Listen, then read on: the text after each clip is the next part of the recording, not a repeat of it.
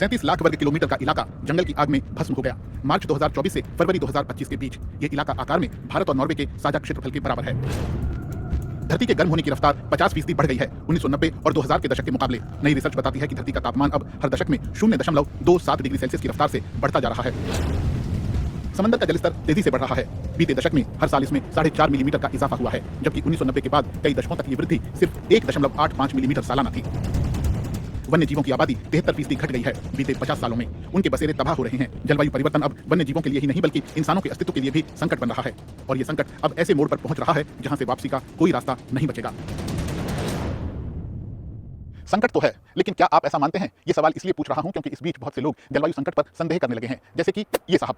मैं तो कई ऐसे लोगों से भी मिला हूं जो मानते हैं कि इंसान कभी चांद पर गया ही नहीं, बल्कि वो सब एक ड्रामा था। इसी तरह अब कई लोग जलवायु परिवर्तन पर सवाल उठा रहे हैं, लेकिन विज्ञान हमें बराबर खबरदार कर रहा है और हालात बद से बदतरीन होते जा रहे हैं।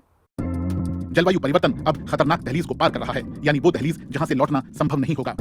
वैज्ञानिक इसे टिपिंग पॉइंट का नाम दे रहे हैं। महासागरों के बढ़ते तापमान की वजह से दुनिया के कोरल रीफ अब लगभग मरणासन अवस्था में पहुंच गए हैं, यानी अब उन्हें उनके पुराने स्वरूप में बहाल करना तकरीबन असंभव होगा। दुनिया भर के 160 रिसर्चरों ने ग्लोबल टिपिंग पॉइंट रिपोर्ट तैयार की है, जिसमें कोरल रीफ्स को पहला टिपिंग पॉइंट माना गया है।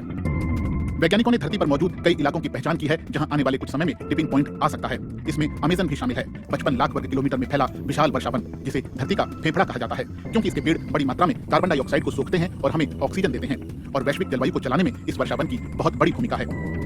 लेकिन अगर धरती के तापमान में औसत वृद्धि 1.5 डिग्री सेल्सियस के पार चली जाती है तो इस वर्षावन का इकोसिस्टम ध्वस्त होने के कगार पर पहुंच जाएगा। जिस दर से वनों की कटाई हो रही है उसके आधार पर रिपोर्ट कहती है कि अमेज़न वन जिस सीमा तक खतरा झेल सकते हैं अब वो और कम हो गई है। अगर तापमान यूं ही बढ़ता रहा तो इससे महासागर की उस जलधारा के बाधित होने का खतरा भी पैदा होगा, जिसे अटलांटिक मेरीडियोनल ओवरटर्निंग सर्कुलेशन यानी AMOC कहते हैं। ये जलधारा इस बात को सुनिश्चित करने में मदद करती है कि उत्तरी यूरोप में सर्दियां बहुत सख्त ना हों। इस जलधारा में बदलाव हुआ तो मौसम में कई बदलाव होंगे।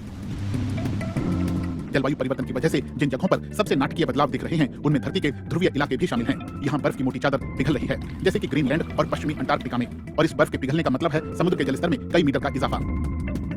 जलवायु परिवर्तन की वजह से परमाफ्रोस्ट भी हमारी धरती के लिए चुनौती बन रहे हैं। परमाफ्रोस्ट यानी बर्फ में जमी हुई जमीन।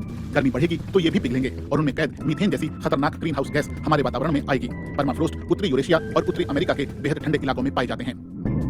वैज्ञानिक इस बात से हैरान हैं कि जलवायु परिवर्तन के असर कितनी तेजी से हमारी प्रकृति में नजर आ रहे हैं, जबकि अभी हम औद्योगिक काल से पहले के मुकाबले 1.3 से लेकर 1.4 डिग्री सेल्सियस की तापमान वृद्धि पर खड़े हैं। पिछले 2 साल धरती के अब तक के सबसे गर्म साल रहे। समुद्र में इस कदर हीट वेव चली कि दुनिया के 84% रीफ ब्लीचिंग के मुहाने पर पहुंच गए और कुछ मामलों में तो खत्म ही हो गए। और ये बात हमें भूलनी नहीं चाहिए कि 1/4 समुद्री जीवन, पोषण, आश्रय और प्रजनन स्थलों के लिए कोरल रीफ्स पर निर्भर है। समंदर हो या फिर धरती, दोनों ही जगह हमें बड़े और विध्वंसकारी बदलावों के लिए तैयार रहना होगा, क्योंकि अभी जिस रफ्तार से दुनिया चल रही है उसे देखते हुए इस सदी के आखिर में तापमान वृद्धि 3.1 डिग्री सेल्सियस हो सकती है। धरती के ध्रुव पिघलते हैं तो पिघलें, मुझे इससे क्या, क्योंकि वो मेरे यहाँ से हजारों किलोमीटर दूर हैं। समंदर का जलस्तर बढ़ता है तो बढ़े, क्योंकि वो भी मेरे यहाँ से सैकड़ों किलोमीटर दूर है, और समंदर की जलधाराओं के बदलने से मेरा क्या लेना देना। क्या आप भी ऐसा ही सोचते हैं? अगर हाँ तो बहुत गलत सोचते हैं। समंदर की जलधाराओं के बदलने से हवाओं का पैटर्न बदल जाता है, और इससे बारिश, गर्मी और सर्दी का पैटर्न बदल सकता है, और फिर सूखा, बाढ़, तूफान कैसे भी हालात पैदा हो सकते हैं। और अगर समुद्र का जलस्तर बढ़ने से कुछ इलाके डूबने लगे तो लोग ऊंचे इलाकों की तरफ भागेंगे और वहां के संसाधनों पर बोझ पड़ेगा। बात साफ है, पूरी धरती की जलवायु एक संतुलन पर टिकी है। अगर वो गड़बड़ होगी तो देर सवेर सब कुछ प्रभावित होगा।